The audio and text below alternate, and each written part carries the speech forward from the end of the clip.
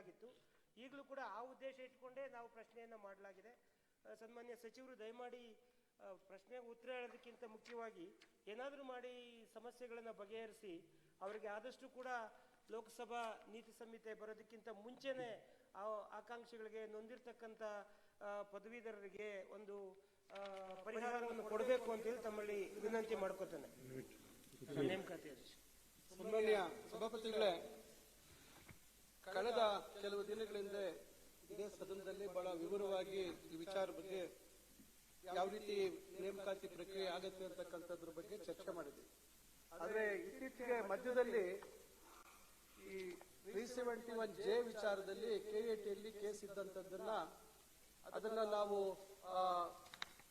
ತೀರ್ಪು ಬಂದ ನಂತರ ಈ ಪ್ರಕ್ರಿಯೆಗಳನ್ನ ತ್ವರಿತವಾಗಿ ಮಾಡುವಂಥದ್ದಕ್ಕೆ ಎಲ್ಲ ಕ್ರಮ ವಹಿಸಿದ್ವಿ. ವಿವಿಧ ತಂಡಗಳನ್ನ ರೂಪಿಸಿ ಏನು ದಾಖಲಾತಿಗಳ ಪರಿಶೀಲನೆ ವಿಚಾರದಲ್ಲಿ ತ್ವರಿತವಾಗಿ ಆಗಬೇಕು, ಅವರಿಗೆ ನೇಮಕಾತಿ ಆದೇಶ ಕೊಡ್ತಕ್ಕಂಥದ್ದಕ್ಕೆ ಎಲ್ಲ ಪ್ರಯತ್ನ ನಾವು ಮಾಡಿದ್ದೀವಿ. ಈಗಾಗಲೇ ಸದಸ್ಯರು ಹೇಳಿದಾಗೆ ಈಗಾಗಲೇ ಬಹಳಷ್ಟು ಸುಮಾರು 765 ಜನರ ಸಂಪೂರ್ಣ ಇದಾಗಿದೆ. ಇನ್ನು ಕೆಲವು ದಾಖಲಾತಿಗಳ ಪರಿಶೀಲನೆ ಆಗ್ತಾ ಇದೆ. ಆದರೆ ಮೊನ್ನೆ ನಾನು ಸದನದಲ್ಲಿ ಮಾತಾಡಿದ ನಂತರ ನಮಗೆ ಮಾಹಿತಿ ಬಂದಿದೆ, ಮತ್ತೊಂದು ಕೋರ್ಟ್ನಲ್ಲಿ ಹೈಕೋರ್ಟ್ನಲ್ಲಿ ಮತ್ತೊಂದು ದಾವೆ ಹೂಡಿದ್ದಾರೆ. 16/1/2024 ದಾವೆ ಹೂಡಿದ್ದಾರೆ. 22ನೇ ತಾರೀಕು ಅದಕ್ಕೆ ಸಂಪೂರ್ಣ ಪಟ್ಟಿಗೆ ತಡೆಯಾಜ್ಞೆ ನೀಡಿದ್ದಾರೆ. ಇದು ಸಂಪೂರ್ಣ ಪಟ್ಟಿಗೆ ಸ್ಟೇ ಕೊಟ್ಟಿದ್ದಾರೆ. ಇದು ಡಿಸೆಂಬರ್ನಲ್ಲಿ ಒಂದು ದಾವೆ ಹೂಡಿದ್ರು, ಅದರಲ್ಲಿ ಕೇವಲ 371Jಗೆ ಸಂಬಂಧಪಟ್ಟಂತೆ ಮಾತ್ರ ಆ ಕೆಲವು ಅಭ್ಯರ್ಥಿಗಳಿಗೆ ಮಾತ್ರ ಸ್ಟೇ ಕೊಟ್ಟಿದ್ರು.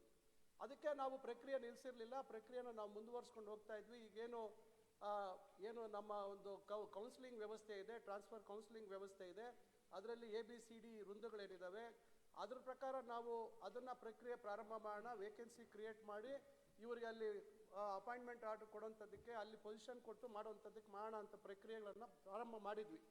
ಆದರೆ ಸಡನ್ ಆಗಿ ಇದು ನಮ್ಗೆ ಯಾವುದೇ ರೀತಿ ನೋಟಿಸ್ ಬಂದಿರಲಿಲ್ಲ. 22ನೇ ತಾರೀಕು ಸ್ಟೇ ಕೊಟ್ಟು ನೋಟಿಸ್ ಸರ್ವ್ ಮಾಡಿದ್ದಾರೆ.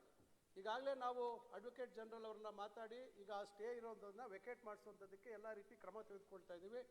ತೆಗೆದುಕೊಂಡ ನಂತರ ಈಗೇನು ನಾವು ಕೌನ್ಸಿಲಿಂಗ್ ಪ್ರಕ್ರಿಯೆ ಮಾಡಬೇಕು, ಈ ಅವರನ್ನ ಬೇರೆ ತರ್ತಕ್ಕಂಥದ್ದಾಗಬೇಕು. ನಂತರ ಈ ವೇಕೆನ್ಸಿ ಕ್ರಿಯೇಟ್ ಮಾಡಬೇಕು, ಜನರಿಗೆ ನಾವು ಅವರಿಗೆ ಅಪಾಯಿಂಟ್ಮೆಂಟ್ ಮಾಡಿಕೊಡ್ಬೇಕಾದ್ರೆ ಸ್ಥಳ ನಿಗದಿ ಮಾಡಬೇಕು, ಸ್ಥಳ ತೋರಿಸಬೇಕಾಗುತ್ತೆ. ಆ ಕಾರಣಕ್ಕಾಗಿ ಎಲ್ಲ ಪ್ರಶ್ನೆಗಳು ಬಹಳ ಜವಾಬ್ದಾರಿಯಿಂದ ನಮ್ಮ ಸರ್ಕಾರ ತೆಗೆದುಕೊಂಡಿದೆ. ಈ ಕಾನೂನು ಏನಂದ್ರೆ ನ್ಯಾಯಾಲಯದ ರೀತಿ ನಿರಂತರವಾಗಿ ಅಡಚಣೆಗಳು ಬರ್ತಾ ಇರೋದ್ರಿಂದ ಅದನ್ನು ಕೂಡ ನಾವು ಬಗೆಹರಿಸಿಕೊಂಡು ಇವರಿಗೆ ನೇಮಕಾತಿ ಪ್ರಕ್ರಿಯೆಯನ್ನು ಪೂರ್ಣಗೊಳಿಸಲಿಕ್ಕೆ ಬದ್ಧವಾಗಿದ್ವಿ. ನಮಗೆಲ್ಲರೂ ಗೊತ್ತಿದೆ ಯಾಕೆ ಲೋಕಸಭಾ ಚುನಾವಣೆ ಈಗಾಗಲೇ ವಿಧಾನ ಪರಿಷತ್ ಚುನಾವಣೆ ಮುಗಿದಿದೆ. 22 ನೀತಿ ಸಂಹಿತೆ ಜಾರಿಗೆ ಸಮಯ ನಮಗೆ ಅವಕಾಶ ಕಮ್ಮಿ ಇದೆ. ನಾವು ಕೌನ್ಸಿಲಿಂಗ್ ಪ್ರಕ್ರಿಯೆ ಮಾಡಬೇಕು ಅಂದ್ರೆ ಕಮ್ಮಿ ಅಂದರೆ 15 ದಿವಸ ಬೇಕು. ಈಗ ನಮ್ಗೆ ಆತಂಕ ಇರತಕ್ಕಂಥದ್ದು ಮಾರ್ಚ್ 1ನೇ ವಾರದಲ್ಲಿ ಮತ್ತೆ ಲೋಕಸಭಾ ಚುನಾವಣೆ ಪ್ರಕ್ರಿಯೆ ಆಗೋದಂತಕ್ಕಂಥದ್ರಿಂದ ಅದರಿಂದ ಸದಸ್ಯರು ಹೇಳ್ತಾ ಇರ್ತಕ್ಕಂಥದ್ರ ಬಗ್ಗೆ ಬಹಳ ಗಂಭೀರವಾಗಿ ನಾವು ತಗೊಂಡಿದ್ದೀವಿ. ಖಂಡಿತ ಅವರಿಗೆ ಇದೆಲ್ಲ ಪ್ರಕ್ರಿಯೆಗಳನ್ನ ಪೂರ್ಣಗೊಳಿಸಿ ನ್ಯಾಯಾಂಗದ ಒಂದು ತಡೆ ಆಜ್ಞೆಯನ್ನ ಅದನ್ನ ತೆರವುಗೊಳಿಸಿಕೊಂಡು ನಾವು ಖಂಡಿತ ಅವರಿಗೆ ನೇಮಕಾತಿಗಳನ್ನ ಕೊಡ್ತಕ್ಕಂಥದ್ದಕ್ಕೆ ಸರ್ಕಾರ ಬದ್ಧವಾಗಿದೆ. ಸನ್ಮಾನ್ಯ ಸಭಾಪತಿಗಳೇ, ಇದು ನೋಡಿದ್ರೆ ಗಗನ ಕುಸುಮ ಆಗೋ ತರ ಕಾಣ್ತಾ ಇದೆ. ನಮ್ಮ ಕನ್ಸರ್ನ್ ಇರೋದು ಅದೇ. ಏನು ಆಕಾಂಕ್ಷಿಗಳು ಅಭ್ಯರ್ಥಿಗಳು ಈಗಾಗಲೇ ಹಲವಾರು ವರ್ಷಗಳಿಂದ ಜಾತಕ ಪಕ್ಷಿ ಅಂತ ಕಾಯ್ತಾ ಇದ್ದಾರೆ. ಆದರೆ ಈಗ ಹೇಳಿದ್ರು, ಈಗ ಮತ್ತೆ ಯಾರೋ ಇನ್ನೊಬ್ರು ಕೋರ್ಟ್ಗೆ ಹೋಗಿದ್ದಾರೆ, ಮತ್ತೆ ಕಂಪ್ಲೀಟ್ ಲಿಸ್ಟ್ಗೆ ಸ್ಟೇ ಬಂದಿದೆ ಅಂತೇಳಿ. ಹೇಗಾದ್ರೂ ಮಾಡಿ ಇಲ್ಲಿ ದೊಡ್ಡ ಮಟ್ಟದ ತೊಂದರೆ ಇರೋದು, ಅಡಚಣೆ ಇರೋದು ಅಧಿಕಾರಿಗಳು. ಆ ಸಮಾಜ ಕಲ್ಯಾಣ ಇಲಾಖೆ ಅಧಿಕಾರಿಗಳು ಆ ಸಿಂಧುತ್ವ ಪ್ರಮಾಣ ಪತ್ರ ಕೊಡೋದ್ರಿಂದ ಹಿಡಿದು ನಮ್ಮ ಇಲ್ಲಿ ಪರ್ಸನಲ್ ಸೆಕ್ರೆಟರಿ, ನಮ್ಮ ಪ್ರಿನ್ಸಿಪಾಲ್ ಸೆಕ್ರೆಟರಿವರೆಗೆ ನಾನು ಹಲವಾರು ಬಾರಿ ಮಾತಾಡಿದ್ದೀನಿ. ಆದರೆ ಯಾವುದೇ ಕಾರಣಕ್ಕೂ ಅವರ ಕಡೆಯಿಂದ ಸೂಕ್ತವಾದಂತಹ ಸ್ಪಂದನೆ ಖಂಡಿತ ಇಲ್ಲ ಸಭಾಪತಿಗಳೇ. ಹಾಗಾಗಿ ದಯಮಾಡಿ ಸಚಿವರು ಕನ್ಸರ್ನ್ ಇಟ್ಕೊಂಡಿದ್ದಾರೆ, ಅವರು ಕೂಡ ಮಾತಾಡಿದ್ದಾರೆ. ಆದರೆ ಅಧಿಕಾರಿ ವರ್ಗ ಒಂದ್ಸಾರಿ ಅವರು ಕೂಡ ಹಿಂದಿನದನ್ನ ಜ್ಞಾಪಿಸ್ಕೊಂಡು ನೋಡಿದ್ರೆ ಗೊತ್ತಾಗುತ್ತೆ ಸಭಾಪತಿಗಳೇ, ಅವರು ಹೇಗಿದ್ರು, ಅವ್ರಿಗೆ ಆತಂಕ ಏನಿತ್ತು. ಸಭಾಪತಿಗಳೇ, ಬರೀ ಕೇವಲ ಇಲ್ಲಿ ಅಭ್ಯರ್ಥಿಗಳ ಒಂದು ಆತಂಕ ಅಷ್ಟೇ ಇಲ್ಲ.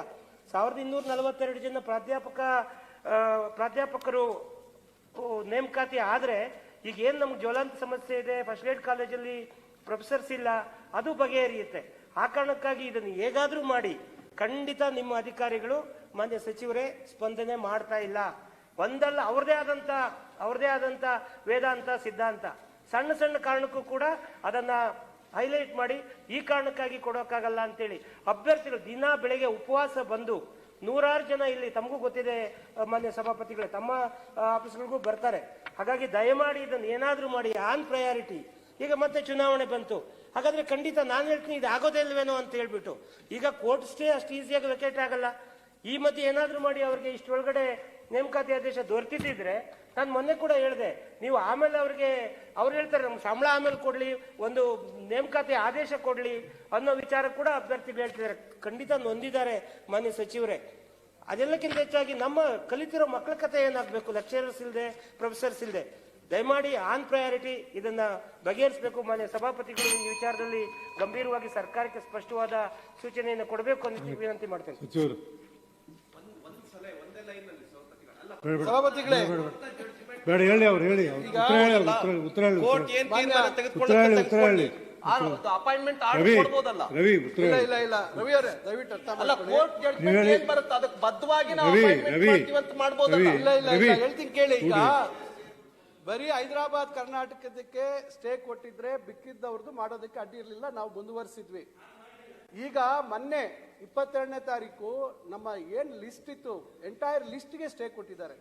ಆ ಕಾರಣಕ್ಕಾಗಷ್ಟೇ. ಅದರಿಂದ ಮಾನ್ಯ ಸದಸ್ಯರು ಹೇಳ್ತಾ ಇರ್ತಕ್ಕಂಥದ್ದು, ನಮ್ಮ ಅಧಿಕಾರಿಗಳ ವಿವಿಧ ತಂಡಗಳನ್ನ ಮಾಡಿ ಬೇರೆ ಬೇರೆ ರಾಜ್ಯಗಳ ವಿಶ್ವವಿದ್ಯಾಲಯಗಳ ಮೂಲೆಯಲ್ಲಿ ತಗೊಂಡ್ಬಂದಿದ್ದಾರೆ ಡಿಗ್ರಿ ಸರ್ಟಿಫಿಕೇಟ್ಸ್, ಏನೋ ಪೋಸ್ಟ್ ಗ್ರಾಜುಯೇಷನ್ ಡಿಗ್ರಿ ಸರ್ಟಿಫಿಕೇಟ್ಸ್ ಇವೆಲ್ಲ ತಂದಿದ್ದಾರೆ.